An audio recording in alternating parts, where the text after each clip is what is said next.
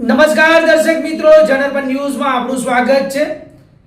હું છું આપણો મિત્ર કંચન પરમાર। આવો સાંભળીએ આજના મુખ્ય સમાચાર। આજરોજ ભીમ આર્મી દ્વારા નખત્રાણા પોલીસ સ્ટેશનમાં ભીમ આર્મી સંગઠન દ્વારા દેશી દારૂ જુગારના અડ્ડાઓ ટ્રાફિક સમસ્યાને લઈને રજૂઆત કરવામાં આવી। છેલ્લા ઘણા સમયથી દેશી દારૂના લીધે યુવાઓના ઘર બરબાદ થઈ રહ્યા છે, પણ પોલીસ વહીવટ જાણે શાંત હોય અને પોલીસના નાક નીચે દારૂના અડ્ડાઓ ચાલી રહ્યા છે। જુગાર ચાલુ છે તો માટે આજે ભીમ આર્મી અને જાગૃત મહિલાઓ, વડીલો, નાગરિકો દ્વારા નખત્રાણા તાલુકામાં વહેલી તકે દારૂ બંધ નહીં તો ભીમ આર્મી અને સ્થાનિક લોકો દ્વારા દારૂના અડ્ડા ઉપર જનતા રેડ પાડવામાં આવશે।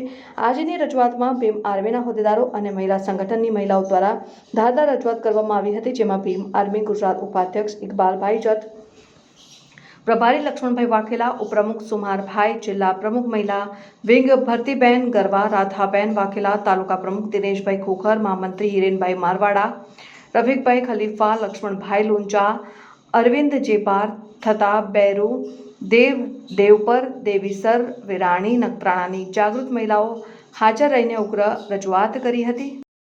કાલથી આ મેસેજ ફરી રહ્યા છે। આ તમે જોઈ શકો છો, મહિલાઓ આવડે બધી આવી છે, આગેવાનો આવે છે, ગામડામાંથી બધા ત્રસ્ત છે। અને જ્યારે રજૂઆત કરવા આવ્યા છે દારૂ માટે કે ભાઈ તમે આ દારૂ બંધ કરાવો, તો સાહેબ પીઆઈ સાહેબ અહીંયા ગેરહાજર છે, સાહેબ છે નહીં।